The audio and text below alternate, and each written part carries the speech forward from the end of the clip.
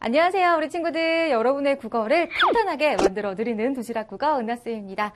자, 우리 친구들 이번 시간 우리 국어 저와 함께 하게 됐는데요. 우리 1학년 1학기 정말 중학교 처음 막 들어와서 중학생이 뭐지? 막 이랬던 친구들이 이제 벌써 2학기가 됐습니다. 1학기 한 학기 이렇게 지내보니까 이제 대충 돌아가는 거 좀 알겠지? 자, 2학기부터는 더 좀 능숙한 중학생이 되지 않을까라는 생각을 해보면서 혹시 OT 안 듣고 온 친구들은요, OT 꼭 듣고 오시기 바라겠고요. 제가 OT 때 말씀드린 것처럼 우리 수업에는 비밀 레시피라고 하는 교환이 필요합니다. 이 교환 다운받으셔서 출력해서 색깔펜과 함께, 물론 교재도 필요하겠지, 함께 준비하시고 우리 지금부터 열심히 한번 수업 들어보도록 하겠고요. 일단 제가 수업 들어가기 전에 혹시 OT 때 말씀드렸지만 그래도 도시락 국어가 무엇인지 잘 모르는 우리 친구들에게 간단하게만 수업 어떻게 진행되는지 말씀을 좀 드릴게요. 이 도시락 국어 할 때 도시락은 맛있게 먹는 이런 도시락이라는 의미도 있지만 도시락 이렇게 세 파트로 나눠지는 건데요. 자, 이 도자가 그림도, 이게 글, 이게 즐거울 락자거든요. 그래서 그림처럼 오늘 배울 내용을 미리 보는 시간이야. 그래서 국어 달인 퀴즈 시간이라고 하는 걸 통해서 오늘 배울 내용들 간단하게 그냥 퀴즈처럼 한번 살펴보고요. 그리고 비밀 레시피라고 하는 요 교환으로 오늘 어떤 내용 배우게 될지 한번 스캔만 해보도록 할 거고요. 요거 글씨라고 했었지? 이 부분에서 이제 글 공부 열심히 하는 거야. 그리고 이제 즐겁게 마무리를 할 타이밍인데요. 이때는 이제 앞서 봤던 비밀 레시피 그 교환에다가 색깔펜으로 함께 필기해 가면서 우리 수업 즐겁게 한번 오늘 배운 내용들 마무리할 거고요. 그리고 다음 시간 수업 내용과 관련된 그런 재미있는 퀴즈를 내드리면서 이렇게 수업을 마무리하도록 할 겁니다. 알겠죠? 다만 오늘은 지난 시간에 내드린 국어 다른 퀴즈가 없어서요. 요걸로 이렇게 가름하도록 하고요. 우리는 이제 비밀 레시피 들어가기 전에 우리 오늘 첫 시간이니까 1단원 어떤 내용들이 있는지 한번 쭉 살펴볼게요. 일단 제목 자체가 우리 함께 풀어봐요 라는 거야. 즉 풀었다는 얘기는 뭔가 이렇게 엉켜있다는 얘기겠지. 그래서 소단원 1에서는 문학작품을 보면서 뭔가 엉켜있다. 즉 엉켜있는 걸 우리가 갈등이라고 하는데요. 문학 속에 있는 이 갈등을 어떻게 풀어야 하는지에 대해서 한번 이야기해 보도록 할게요. 특히나 이 갈등은 제목도 나와 있지만 세대 차이, 그지? 여기 또 할머니란 말 나와 있는 거 보니까 뭔가 이렇게 좀 윗세대와 좀 아랫세대 간의 어떤 갈등이 생겼는데 이것을 좀 어떻게 한번 풀어봐야 될지 이런 것들을 문학 작품을 통해서 한번 살펴보도록 할게요. 알겠지?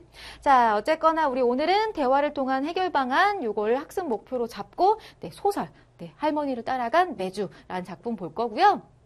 사실은 우리 교과서에서는 요 소설을 다 다루지 않아. 발단, 전개, 위기까지만 다루게 될 거고요. 오늘은 발단이랑 전개 조금만 이렇게 해보도록 할게요. 자, 그리고 또 오늘 중요한 내용 중에 하나가 미리 얘기할게. 누구와 누구와의 갈등이야? 바로 할머니와 엄마의 갈등인데요. 우리 이런 걸 고부 갈등이라고도 할 수 있을 것 같아. 그치? 시어머니와 며느리의 갈등. 그래서 두 사람이 왜 이렇게 갈등하게 되는지를 한번 이렇게 나눠보도록 할게요. 알겠죠? 자, 어쨌거나 우리 그러면 지금부터 바로 도시락의 시 글 공부 열심히 한번 해보도록 하겠습니다.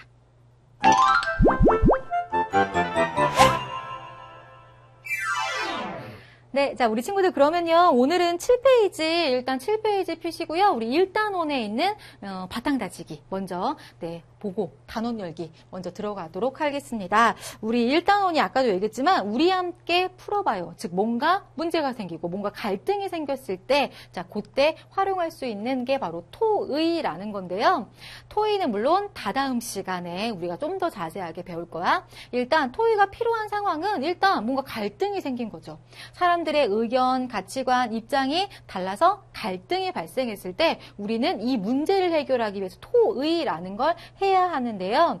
토의를 통한 문제 해결, 즉 다른 사람의 의견을 존중해가면서 협력적으로 최선의 해결 방법을 찾는 게 바로 이 토의가 되겠습니다. 즉 우리가 제가 아까 100분 토론 뭐 이런 얘기도 했었지만 토론이 있고 토의가 있잖아. 이게 뭐가 다른 거냐면 토론은요. 경쟁적인 말하기라고 생각하시면 돼요. 즉 어떤 문제에 대해서 만약에 뭐 이 자리에 우리 지역에다가 뭐 상하수도 시설을 지을 것인가 말 것인가 이렇게 이런 게 있지. 그러면 이 문제에 대해서 토론은요 찬성팀 반대팀 나누어서 경쟁적인 말하기, 이렇게 하면 뭐가 좋고 뭐가 좋고 뭐가 좋고 뭐 이런 근거들을 제시하면서 막 다투는 말하기야. 그래서 결국에는 누구 한 편이 이겨가지고 정말 그런 시설을 짓거나 안 짓거나 뭐 이런 결론이 나는 거죠. 하지만 토의는 그냥 어떤 문제가 생겼을 때, 예를 들면 우리 지역에 뭐 예를 들면 우리 강이 막 썩어가고 있어. 우리 지역에는 강이, 이걸 어떻게 할 것인가. 이래서 많은 사람들이 의견을 막 내고 하면서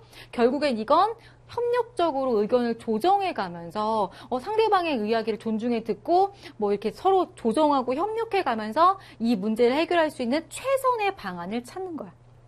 차이 아시겠죠? 요거는 누가 잘하나 경쟁 구도고, 요거는 협력적으로 이 문제를 해결하기 위한 방안이다. 이렇게 보시면 돼요. 자, 그래서 토의의 의는 토의 참여자들은 문제에 대한 정보를 교환함으로써, 그쵸? 이런 것에 대해서 함께 얘기를 나눠봄으로써 더 많은 정보들을 교환하고, 그래서 이 상황을 보다 정확하게 이해할 수 있게 만들어주고요.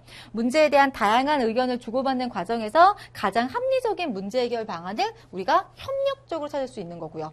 그리고 문제 해결을 위한 구체적인 실천 방안을 또 모색할 수 있게 된다. 그래서 우리가 토의라는 걸 자꾸자꾸 해봐야 되는 거예요. 여러분들도 학교나 이런 데서 자꾸자꾸 이런 것들을 한번 해봐야 되겠죠. 그치?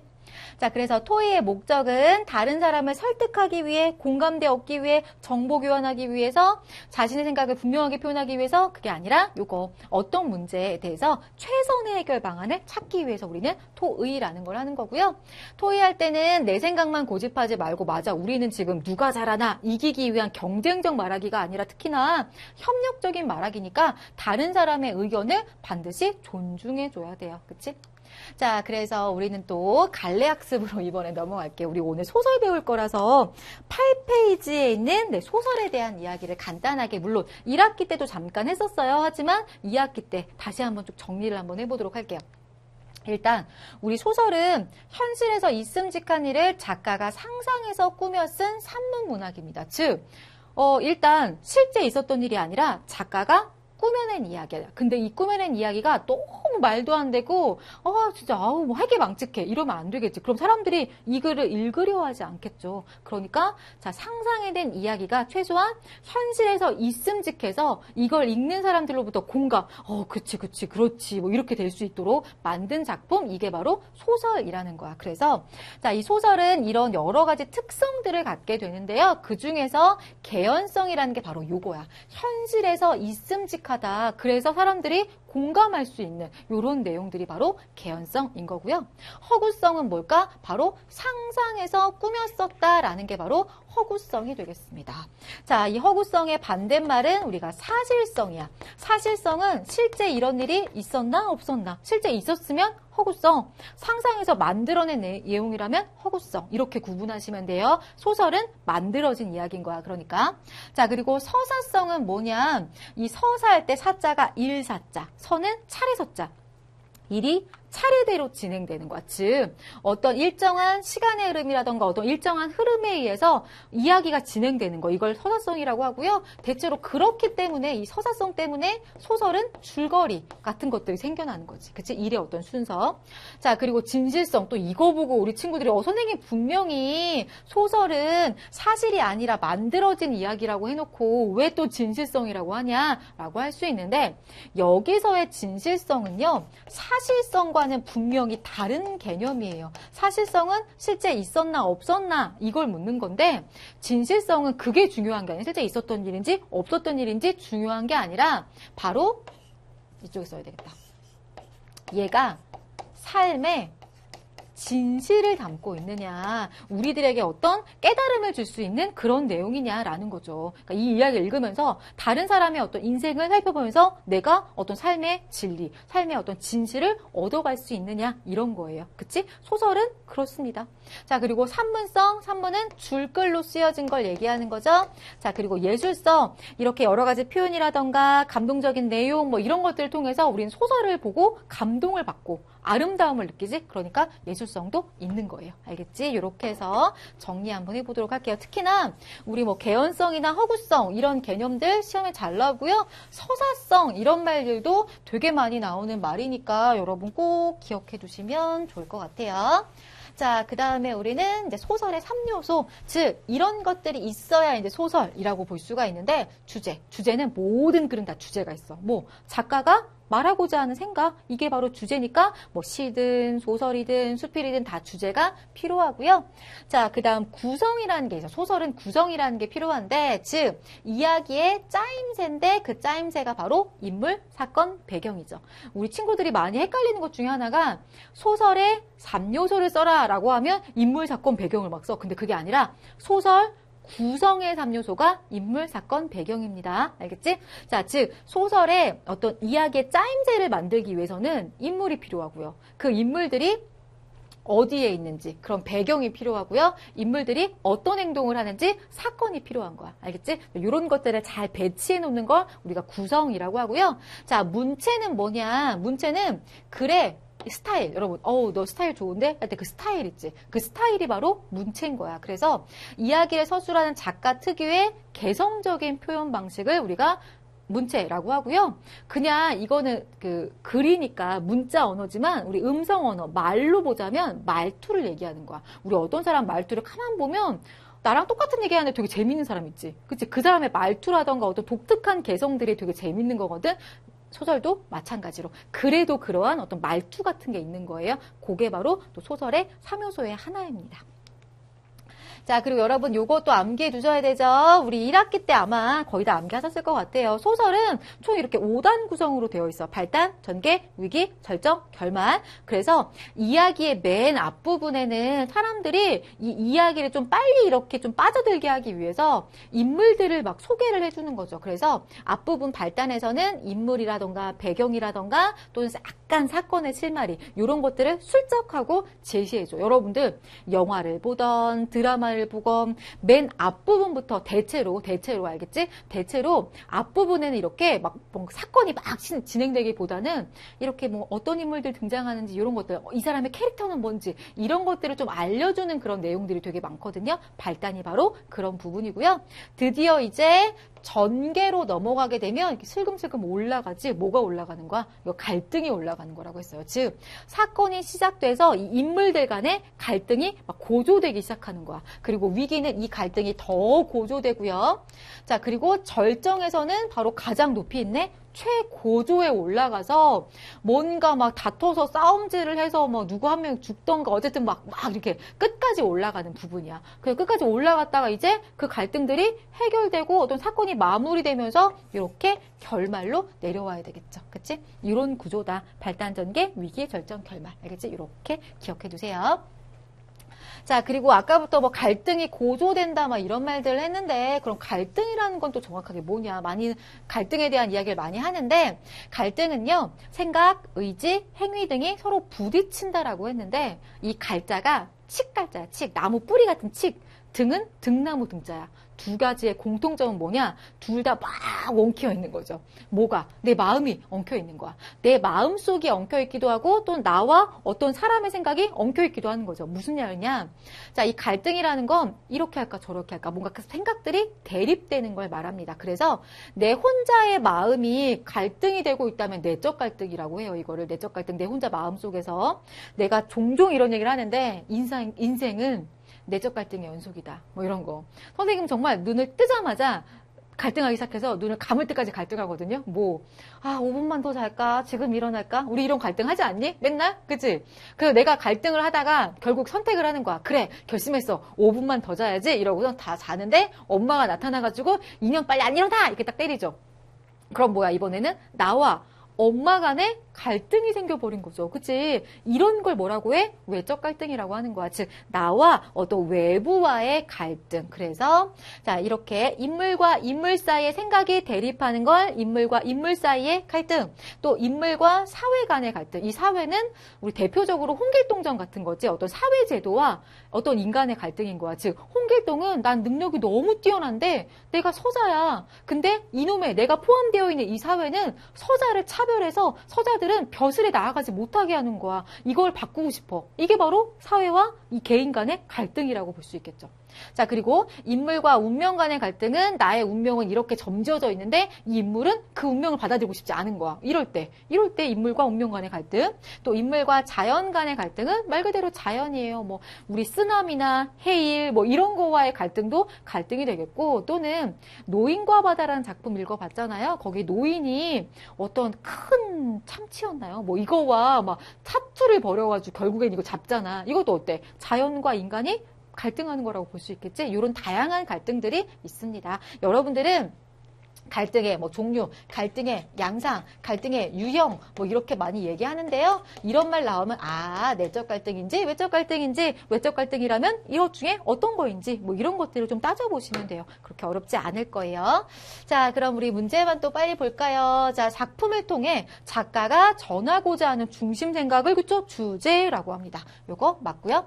소설의 3요소는 인물, 사건, 배경. 거봐, 이렇게 나온다고. 이거 아니라고. 자, 이거는 인물, 사건, 배경은 소설 구성의 3요소고요. 소설의 3요소는 주제, 구성, 문체라고요. 알겠지? 헷갈리지 마시고. 운문이 아닌 줄글, 우리 줄글을 산문이라고 하지 소설은 산문성 맞습니다. 자, 그 다음에 맞는 특성. 현실에서 실제로 일어날 수 있을 법한 이야기인가. 그래서 그치 그럴 수도 있지 라고 하는 거 개연성이라고 했었고요. 그치? 그 다음에 인물의 특정 배경 속에서 일정한 시간의 흐름에 따라, 그치? 일정한 시간의 흐름에 따라 사건이 순서대로 진행되는 거, 요걸 우리가 서사성이라고 했었어. 실제 있었던 일은 아니지만 삶의 참된 모습과 진리, 그치? 삶의 진실을 담고 있느냐? 진실성. 자, 보시면 되겠고, 소설의 구성 단계, 갈등이 최고조에 오르는 거, 발단, 전개, 위기, 절정, 결말이라고 했었지? 자, 절정이 최고조입니다. 자, 그리고 한 인물의 마음속에서 대립되는 마음이 생겨 일어나는 갈등, 한 인물의 마음속이야. 그러니까 안쪽으로 내적 갈등 이렇게 보셔야 되겠죠. 내적 갈등. 자, 이렇게 해서 우리 바탕 다지기 다 했고요. 길었지? 조금 길었습니다. 우리 잠깐만 쉬었다가 본문으로 한번 들어가 보도록 할게요.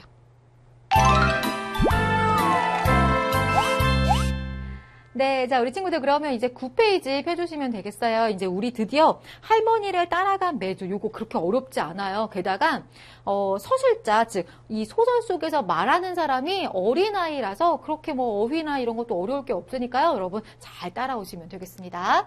자, 아파트 앞 주차장에, 얘들아, 발단에서는 뭐가 나온다고? 인물과 배경을 소개한다고요. 자, 일단 배경이 나왔네요. 어디? 아파트. 공간적 배경은 아파트입니다. 아파트 앞 주차장에 차가 듬성듬성 세워져 있다. 꼬마 아이들이 그 사이를 뛰어다니며 놀고 있고요. 이제 가을이 왔나 했더니 벌써 겨울인가 보래요. 자, 계절적 배경 언제입니까? 바로 겨울이네요. 자, 아이들 옷차림이 두텁대요. 아스팔트 위를 스치는 바람이 제법 매섭게 느껴진다라고 배경을 소개해주면서 집으로 올라가 현관문을 여니까 뭔가 구수하면서 누른 듯한 냄새가 막 난다는 거야. 자, 이거 메주콩을 삶는 냄새죠. 제목 자체가 할머니를 따라간 메주야. 뭔가 메주에 대한 이야기가 계속 나오는데, 여러분 메주가 뭔지 알아? 근데? 이렇게 왜 네모 반듯하게 생긴 벽돌같이 생긴 그걸 메주라고 하잖아요. 어쨌든 메주콩을 삶는 거야. 누가? 할머니가 메주콩을 삶고 계시는 건데, 신발을 벗고 들어가면 바로 부엌인데 할머니는 가스레인지 앞에 서 있었다. 큰 들통, 이만한 그런 가스레인지 통 이런 거에서 김이 펄펄 나는데요. 할머니, 어라, 너 어째 이렇게 일찍 오냐? 어설펐니? 미안하다. 사투리지, 얘들아. 내가 일부러 좀 사투리를 좀 써보려고 했는데, 즉 여기 있는 이 아파트니까, 물론 요즘에는 시골에도 아파트가 되게, 선생님 집 엄청 시골인데 우리 엄마 아빠 아파트 살거든. 그러니까 어쨌든 근데 어쨌거나 이건 약간 좀 옛날이라서 시골에는 아파트가 없고, 아파트라는 건 도시라는 걸 의미해요. 근데 이 할머니는 사투리 쓰시는 걸로 봐서 이분은 지방 출신이구나 라는 거 알 수가 있습니다. 할머니도 참 토요일이잖아요. 그렇구먼. 아이고, 저게 몇 시요? 벌써 시간이 이렇게 됐남? 이러면서 할머니는 냉장고 문을 열고 반찬 그릇에 주섬주섬 내놓았습니다. 우리 할머니나 이런 분들은 그냥 자식 새끼, 손주 새끼 그냥 입에 들어가는 게 가장 행복하시죠. 그러니까 오자마자 밥을 막 차려주시는 거야, 지금. 나도 숟가락을 놓으며 물었다. 할머니, 그런데 지금 뭐 하세요? 메주콩 삶는 거요. 얼추 다 된 것 같은데 뭐 이렇게 하시고 계십니다. 어쨌거나 자, 사실 여러분들 뭐 메주콩을 삶건 TV에서나 또는 그 뭐 메주 덩어리 이런 것도 사실 뭐 이렇게 TV나 이런 데서 봤지 실제로 본 적 있니 너희들? 거의 없지 않니? 그치? 나도 진짜 어렸을 때 우리 할머니 할아버지 살아계실 적에나 본 것 같지 최근에 본 적은 없는 것 같아요. 그러니까 그 정도로 아주 전통적인 방식으로 장을 담고 계시네. 특히나 어디에서? 아파트에서. 할머니는 들통 뚜껑을 열고 속을 한번 뒤져어 보았대. 아이고 그만 꺼내야겠다. 잘 됐어. 뭐 이러면서 꺼내고 계시는데 거실 한가운데는 함지가 놓여있대요. 할머니는 거기에다가 콩을 들이부었다. 너 어여 밥 먹어. 난 이것 좀 찧어야 쓰겄다. 할머니는 방앗공이로 콩을 찧었다. 여러분 그 9페이지 보시면 이만한 그 함지 대야 같은 거에 빨간색 대야 같은 거 할머니가 콩을 삶은 콩을 이렇게 넣고 절구 같은 거로 이렇게 막 찢고 계시는 거야. 이걸 짓이겨야 되거든. 그럼 그렇게 하고 계시는 건데요. 절구에 찧어야 하는 건데 와 농색해서 참 이렇게 얘기하고 있는 거예요. 원래는 절구 막 이만한 절구에다가 여러분 TV에서 본 적 있지만 이렇게 쾅쾅 찧어야 되는데 집이 조그맣다 보니까 또 절구도 없다 보니까 이렇게 생각하시는 거죠. 어쨌든 자 절구를 사용할 수 없는 아파트 환경이라서 장 담그기가 더욱 어려울 거야. 처벅처벅 찢는 소리가 난다. 밥을 먹다 말고 나는 그쪽으로 가보았다. 오랜만에 보는 방아질이 재미있어 보인다. 할머니 나도 해볼래요. 아서 네가 뭘요? 할머니 나도 한번 해볼게. 방앗공이를 붙들고 때를 쓰자 할머니는 어쩔 수 없이 그걸 넘겨 주었대요. 근데 어쨌거나 이 나라고 하는 아이가 할머니를 되게 좋아하고 어쨌든 그러고 있는 것 같아요. 할머니는 내가 찢는 것을 바라보며 한동안 앉아있더니 혼잣말을 했다. 아이고 애미가 장 관리나 제대로 할지 모르겠네. 이번 장이 잘 돼야 두고두고 잘 먹을 텐데. 근데 어쨌거나 여기까지 딱 봤을 때 할머니랑 우리 가족이 함께 살고 있는 것 같은데 왜 그럼 할머니가 하시면 되잖아 장 관리. 그치? 근데 마치 이걸 딱 보는 순간 할머니가 왠지 떠날 것 같아. 내가 없으면 애미, 즉 며느리고 나라고 하는 인물의 엄마겠죠? 이 사람이 이걸 잘 관리할지 모르겠다라는 투로 들리지. 그치? 할머니 어디 가세요? 역시나 서술자인 나도 그런 기색을 눈치채고 할머니 어디 가세요? 라고 물어보니까 할머니는 아무 말도 없이 함지만 내려다보고 있었다. 어쨌거나 우리는 이제 할머니가 어디로 떠나보려고 하는구나 라는 거 짐작할 수 있습니다. 아마도 우리 생각에는 할머니가 이렇게 막 메주라던가 된장 막 이런 것들 잔뜩 담가 놓고 시골로 내려가시려고 하는 것 같아. 그치? 자, 몇 번 방아질 할 때는 재미있더니 찢어진 콩이 공이에 치덕치덕 달라붙자 힘이 들었다. 내가 가쁜 숨을 쉬자 할머니는 공이를 빼앗으며 말했다. 어여 가서 밥이나 먹어. 참 너 이것 좀 주랴? 할머니는 공기에다가 그러니까 밥 공기 같은 데다가 콩을 조금 덜어주었대요. 즉 삶은 콩을 좀 이렇게 덜어서 먹어보라고 준 거야. 내가 어렸을 땐 이거 숱하게 아주 많이 집어 먹었구먼. 왜 그렇게 맛있던지 엄니 몰래 야금야금 먹다가 배탈 나서 치깐 화장실이죠? 뻔질나게 들어들었지. 뭐 이렇게 얘기하시는데 아무래도 할머니가 어릴 적에는 더더군다나 이게 뭐 간식거리라던가 지금처럼 여러분들이 좋아하는 뭐 과자, 사탕, 아이스크림이 달달한 게 별로 없으니까 이런 것도 엄청 맛있었겠죠. 그치? 자, 나는 콩을 입에 넣었다. 밥에 넣어 먹는 콩과는 좀 다른 맛이었는데 푹 익어 물컹거리는 것이 밥맛 비슷하기도 했는데 하지만 내 입맛에는 맞지 않았대요. 역시나 뭐야. 할머니와 자란 환경이 달라서 나는 달달한 걸 많이 이미 접해봤거든. 초콜릿도 먹어봤거든. 그러니까 이게 맛있을 리가 없는 거야. 그치? 세대 차이를 역시나 느낄 수 있고요. 나는 슬그머니 그래서 그릇을 밀어놓았대요. 자, 이 글을 읽고 느낄 수 있는 내용이 아닌 거 일단 문제 풀고 갈게요. 할머니는 도시에서 나고 자란 분이 아니다. 맞네요. 그치? 할머니는 지방 출신. 나는 할머니가 하는 일에 흥미를 느껴서 나도 한번 해보겠다고 이렇게 했었죠? 도시의 아파트를 배경으로 일어난 이야기 맞네. 할머니는 장을 담그기 위한 준비를 하고 있고요. 할머니는 며느리의 솜씨를 믿고 장을 담그기 시작한 게 아니야. 며느리 솜씨를 자꾸 의심하고 계시죠? 답은 5번이고요. 기억의 이유. 기억은 할머니 어디 가세요? 라고 묻는 건데 자 메주콩 삶는 걸 어려워해서 등등이 아니라 바로 장을 걱정하는 할머니 말씀에서 어디론가 가실 것 같은 느낌을 받은 거죠. 맞습니다. 자, 그 다음 3번. 기억에서 알 수 있는 내용으로 알맞은 거. 기억은 또 우리 10페이지야. 내 입맛에는 맞지 않았다. 즉 할머니가 주신 그 콩이 내 입맛에는 맛이 없는 건데 내가 뭐 편식을 하거나 뭐 할머니가 되게 독특한 음식 매니아 뭐 이래서 그런 건 아니고 뭐라고? 뭐냐고? 바로 할머니와 나는 자란 환경과 세대가 달라서 입맛이 다르기 때문이다. 이게 맞는 말이네요. 자, 현관문 열리는 소리 이제 전개야. 전개부터는 드디어 이제 갈등이 시작됩니다. 엄마가 들어왔대요. 자, 엄마의 등장으로 뭔가 이야기 분위기가 좀 달라지겠지? 토요일이라 일찍 퇴근했나 보다. 엄마는 방아를 찢고 있는 할머니를 보더니 기가 막히다는 표정을 지었게 돼요. 뭐 이런 표정 지은 거죠. 지금 이걸 통해서 엄마는 할머니가 뭔가 메주를 막 담그고 이런 게 마음에 안 드는 그런 눈치인 걸 알 수가 있죠. 할머니는 모른 채 하고 계속 방아를 찢는다. 엄마는 인상을 찡그리며 안방으로 들어갔다. 나도 엄마를 따라 들어갔다. 옷을 갈아입으며 엄마는 조그맣게 중얼거렸대요. 아, 정말 왜 저러신다니? 그렇게 하지 마시라고 말렸는데, 지금 메주콩, 그러니까 된장을 만드시겠다고 하는 걸 이미 앞서서 하지 마시라고 말씀을 드렸었던 모양이야. 근데도 불구하고 할머니가 막 고집을 피우시면서 하고 계시는 거죠. 엄마는 화가 나서인지 옷을 탁 팽개쳤다. 하여간 꼭 자기 주장대로만 하시라고 한단 말이야. 해야 되겠다고 한 건 기억하시고야만이야. 주위 사람들 얘기는 듣지도 않고 이러면서 계속 불만이 있구나. 고부 갈등 생겼구나. 이런 거 알 수가 있는데요.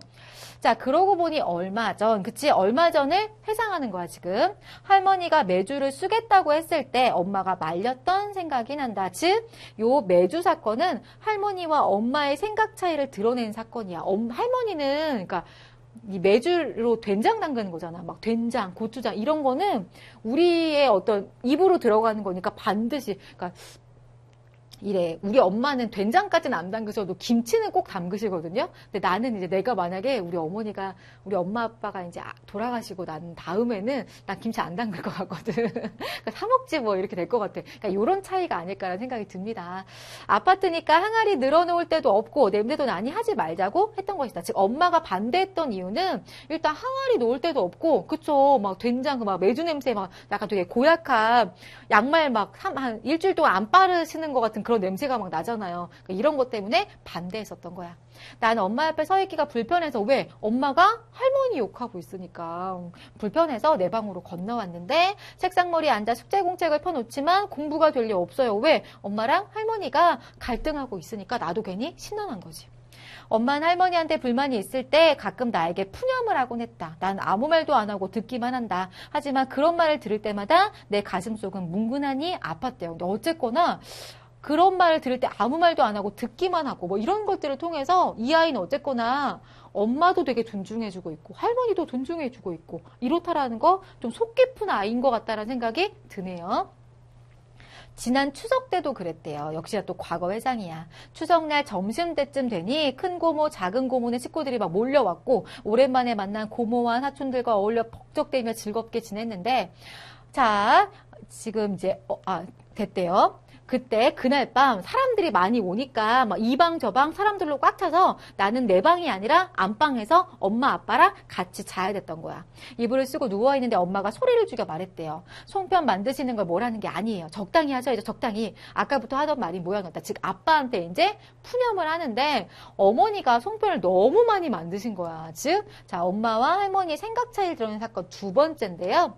아버지도 아지막하게 아유 당신이 조금만 하자고 하지 그랬어.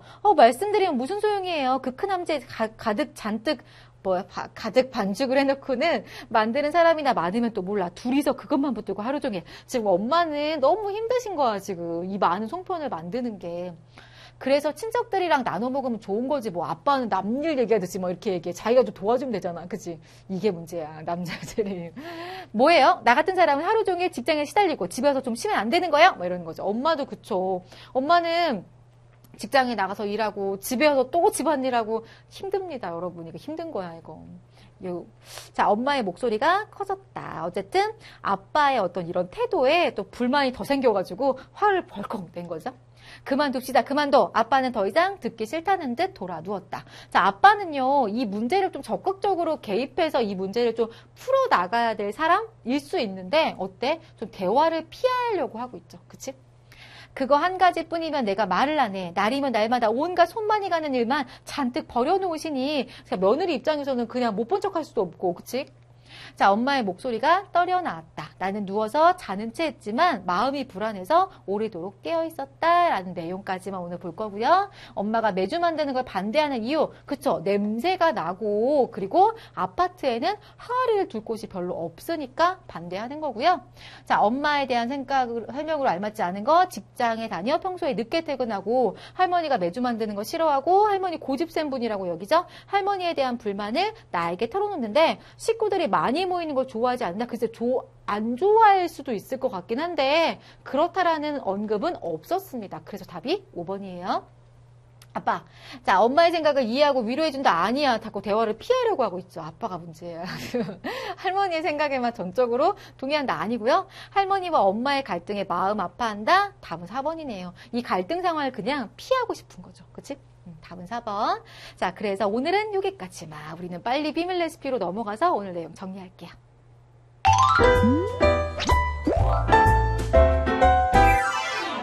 네, 자, 우리 친구들 그러면 비밀 레시피 이제 빨리 한번 필기를 해보도록 할게요. 오늘은 별로 필기할 게 없긴 해요. 근데 어쨌거나 빨리 꺼내 놓으시고요. 자, 오늘은 발단과 전개 1 조금까지만 한다고 했었는데 이 발단 부분에서는 자, 할머니가 메주를 만들려고 메주콩을 막 삶아서 막 이렇게 찍고 있는 요런 내용 살펴봤고 그러면서 엄마가 들어왔는데 약간 좀 못마땅해하는 그런 기색을 보였다라는 내용까지만 오늘 공부를 했어요. 자, 그러면서 할머니와 엄마의 근본적 갈등의 원인. 일단 할머니와 엄마의 생각은 어떤 이야기에서 추석 때 송편 만들었던 사건을 통해서 일단 드러났었죠. 즉 할머니는 넉넉하게 만들어서 가족들과 나눠 먹는 게 좋다. 그래서 엄청 많이 만드시는 거죠. 하지만 우리 현실적인 엄마는 뭐 이렇게 많이 만드냐. 누가 요즘 사실 예전이야 송편이 맛있었지만 요즘 누가 송편을 먹냐. 그치? 자, 상황을 고려해서 적당히만 먹을 만큼만 만드는 게 좋다라고 해서 벌써 이런 거부터 이렇게 갈등이 생기기 시작하지. 다음 시간에 나머지 내용들 한번 쭉 살펴보도록 할게요. 알겠죠? 자, 그리고 오늘은 또 첫 강의다 보니까요. 여러분에게 좀 어려운 퀴즈를 내드리기보다는 이렇게 심리 테스트를 내드리면서 오늘 수업 마무리 한번 해보도록 할 텐데요. 요즘 여러분들 스마트폰 많이 쓰시죠? 그치? 이거 아마 이렇게 탭으로 수업 듣는 친구들도 꽤 많을 것 같은데요. 어쨌거나 여러분들이 스마트폰을 어떻게 사용하고 있는지, 자, 한 손으로 잡고 다른 손으로 엄지손가락으로 이렇게 하는지, 아니면 한 손으로 잡고 검지손가락으로 이렇게 터치를 하는지, 아니면 한 손으로 잡고 엄지손가락으로 이렇게 한 손만 가지고 하는지, 아니면 양손으로 쥐고 엄지손가락으로 이렇게 하는지, 여러분들 본인이 어떤 스타일인지 한번 체크해 보시고요. 다음 시간에 제가 여러분의 심리를 한번 알려드리도록 하겠습니다. 자, 이렇게 해서 어쨌든 우리 수업 마무리 한번 해보도록 할게요. 자, 여러분 첫 번째 강의 열심히 공부하셨길 바라겠고요. 우리 2강 때도 열심히 한번 공부해 보도록 할게요. 수고했어요.